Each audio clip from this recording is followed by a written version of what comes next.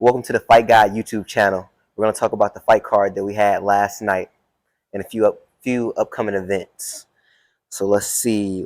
Last night we had Strickland versus Nasruddin UFC Fight Night.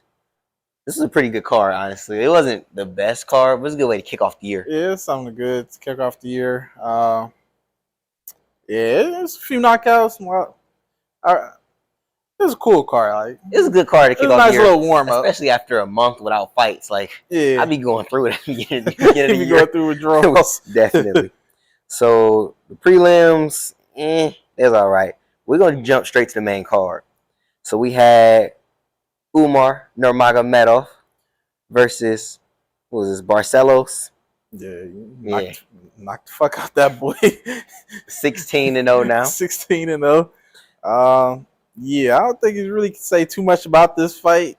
Knocked bro out clean. Only thing I ain't like was, I think I told you earlier about bro accidentally headbutted him, and Umar was on some, don't headbutt me, yada yada yada.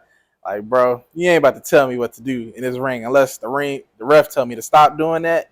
Like, bro, you ain't about to tell me don't headbutt you just because I'm trying to get a takedown or something like that. Like, I go back in there, headbutt you again, trying to get this takedown.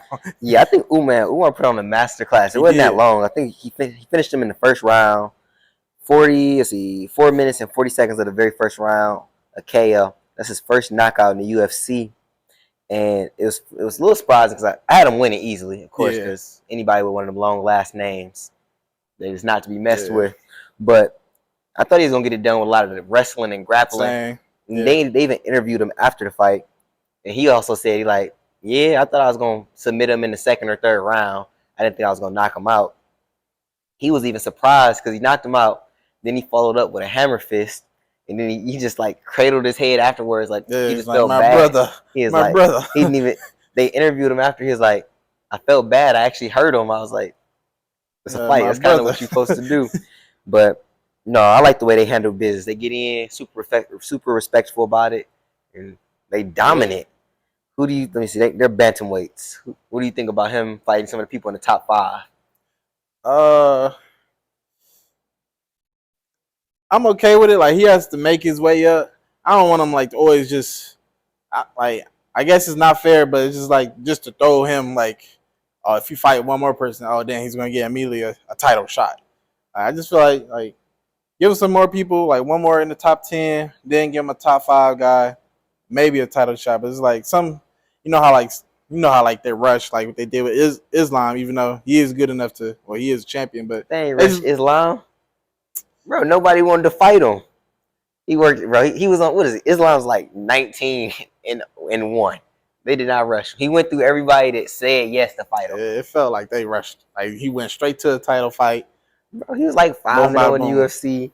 A lot of finishes, not all finishes. A lot of 3-4 finishes. That's why I'm okay with him fighting somebody one guy in top 10, another guy in top 5. Who would you want to see him fight next in the bantamweight?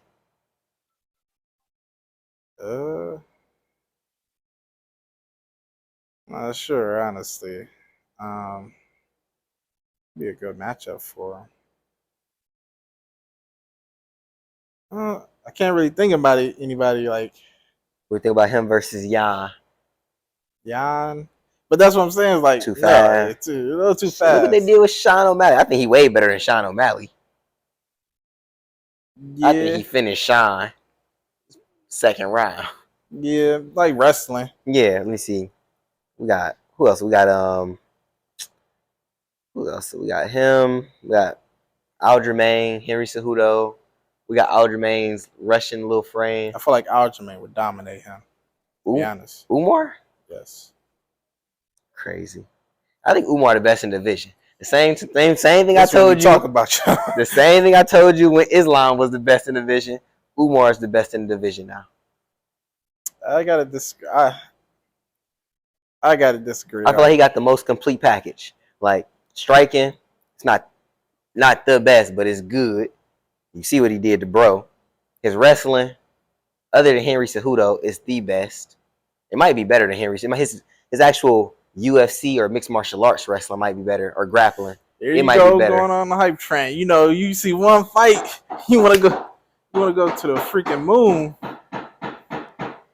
Sorry, we don't know what they doing up there. Hopefully they stop.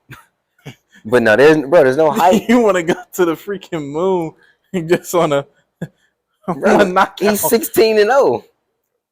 I think he got 5 fights in the UFC, 4 finishes. Okay, let him fight somebody in the top 5 before you start. Oh, he the best in the division. He the best in the division. Hey, I'm calling it first. Can't nobody touch him. I'm calling it first just because when I be right, they be like, man, you're jumping on the band. Like, no, I'm calling it first. Future champion. Hey, if he right, he right. I'll give him his credit. But your man's just like jumping up to the moon. Oh, he did. Next thing he about to say after this one, oh, he pound for pound the best, right behind Islam. He pound for pound. He might be. No, I ain't gonna go there yet. He top 10. Top 10 pound for pound for sure. Nigga put in the top 10 already. Hey, watch him get that belt. You're gonna see him number 5. Like, damn, he was right. It's okay. We shall see. So next we had the women bantamweight.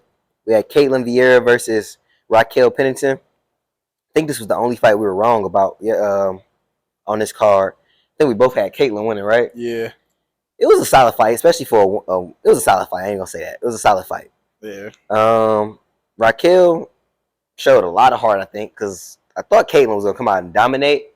She has a tendency not to let her hands fly. Right. Like she throws a lot of those I don't even know you can call it a one punch combo. It's just one punch. She throws a lot of one punches or singular punches. I think Raquel put a good pressure on her, and she was pretty durable because Caitlin hit her with some pretty good shots, and it looked like the shots she hit Caitlin with just were a little more powerful, which I was surprised by. Right. And she was hitting Caitlin with some good knees. She found a way to stay busy. I mean, that's what I think she did well. She stayed busy even in like positions she wasn't winning. I don't have really too much to say about this fight. You know, I am shocked that she did win. I just think Caitlin just got to go back to the drawing board, really. You think Raquel should be fighting for it? She's on a 5-fight winning streak now. You think she should be fighting for the title next against Amanda?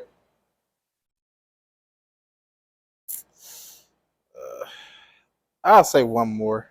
One more? She's on a 5-fight winning streak. Who else you want to see her beat? I don't know. It's just, I just feel like it needs one. She needs one more. I honestly don't want to see her fight Amanda. Right, I don't want to see it. Foregone conclusion. I'd rather see Amanda versus Valentina, but that's what I'm saying. Like, I don't know who else she can fight. Like, I don't think she winning. Like, there's a chance she win Amanda just off that performance. Like, I just feel like Amanda's just a whole new beast. Like, I feel like you need one more. Maybe Amanda fight, like you said, Amanda fight Valentino. She might end up losing. You never know. But I just feel like she needs one more. Yeah. Whatever they decide. I don't know who she should fight, but if she fight Amanda, I think Amanda gets her out of there. KO, submission. Like, first round, like just pressure her. I give her second. She got some heart second round. I got it first. Like, next, we go to the middleweights where we had a second round TKO with from Roman Kupalov. He was fighting Punhela. I don't want to say the dude's name. Y'all know who I'm talking about. Yeah, I thought this was the best fight to me. Same. Sean Strickland fight was pretty good too. This one was actually I get a Strickland fight of night. This was I think dude had the performance of the night. He was putting them combos on him like had bro shaking. He started off the fight. At first I was a little worried because Punha was throwing that massive left hook, and it looked like he was putting everything into that. But bro, he stayed at the first round. He stayed out of distance. He stayed up, avoided it, kept the jab on him. Then the second round, he just started smothering him. He had thrown a big hook. He had leaned into it. Dude made a decent adjustment when he started throwing the uppercut, but it was his night. He was rocking, boy. He said it was the last fight on his contract. So he had something to prove. I definitely think they're gonna re-sign him because definitely, if he can keep putting performances like that together, he might be a problem. Yeah, it's definitely performance of the night. That spinning back kick, bro, that shit was so fast. I was like, did he just hit him? Then it was like perfect. He ate it, but I was like, I know he in pain.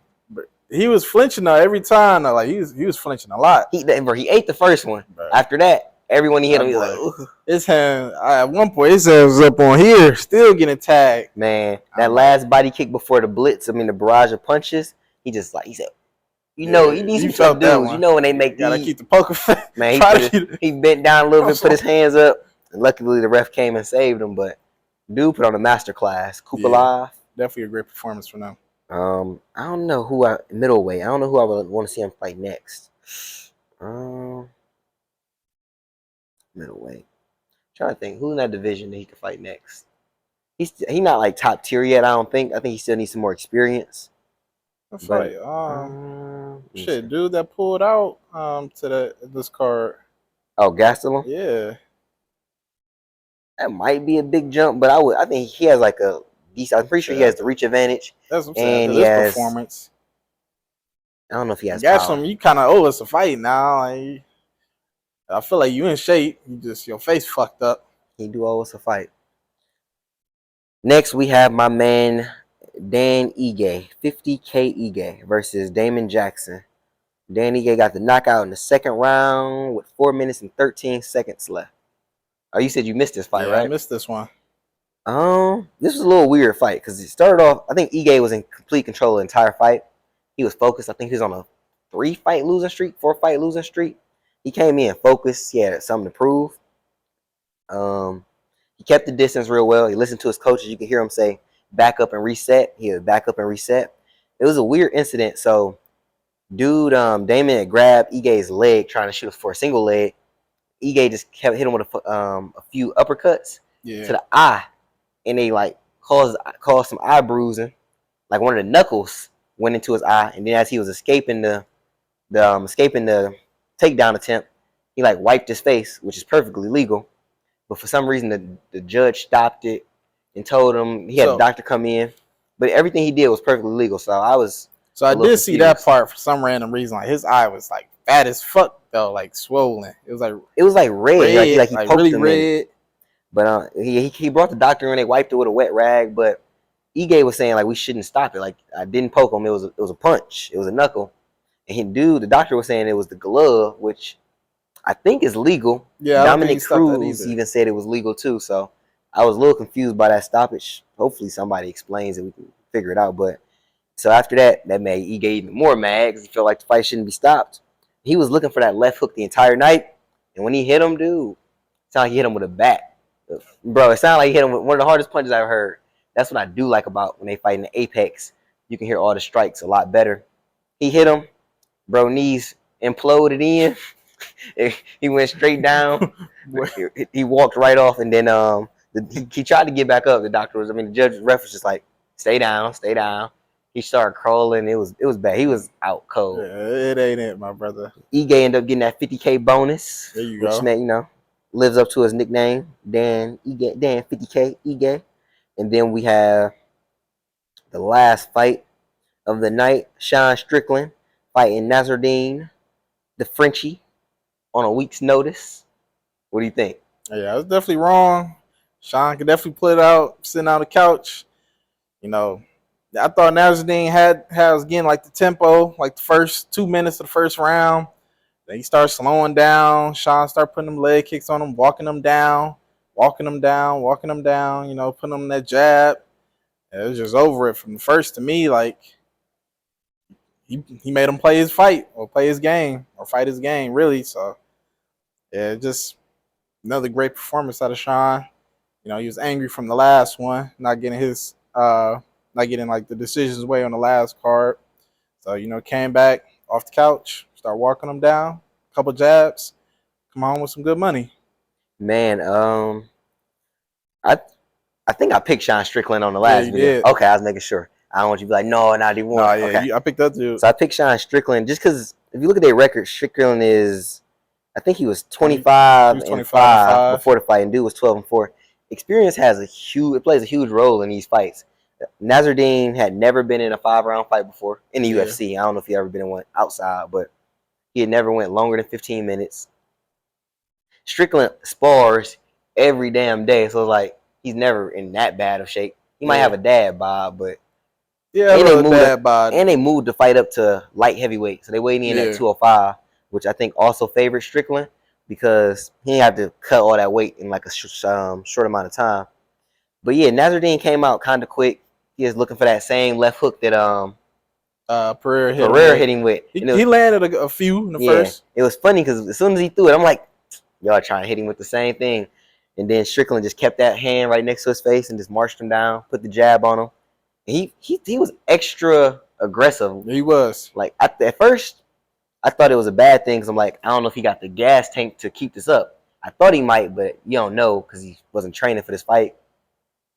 I'm like, so, sometimes when they take these short notice fights, they be trying to get the other fighter out of there as quick as possible because they don't know if they can go 25 minutes. I figured he had the gas tank though because he wasn't doing too much. He was flat-footed right here, booga, like. But he did he was throwing. He was throwing a few kicks, but it wasn't no hiya, like he wasn't putting no oomph in it, like moving his hips with it. Like he throws some.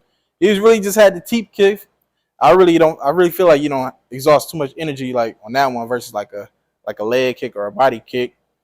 So he was being smart with his energy consumption. Yeah, he did a good job. Now we know he definitely can go. I think he should keep this same tempo, stay aggressive like this. Depending on based off who he fight. He can't just fight like a takedown.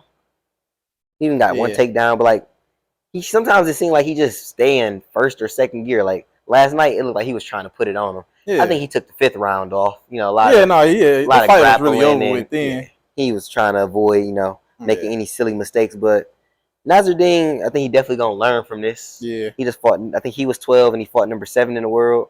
And really, I think Strickland should be a little bit higher than that. And if he fights like this, I think he might be top 5, maybe even like top. Top 5. We don't stop at top 5. Who you got next for Strickland? Next, I'd like to see Strickland fight Paulo Costa. It was a great fight. Because he already fought Jarrett. He already fought Alex. Yeah. Izzy about to fight Alex for the rematch, so that's out there. I don't love that fight. I wouldn't mind if they make it, but I'm not a huge fan of Vettori fights. I don't like his style. Yeah, I agree.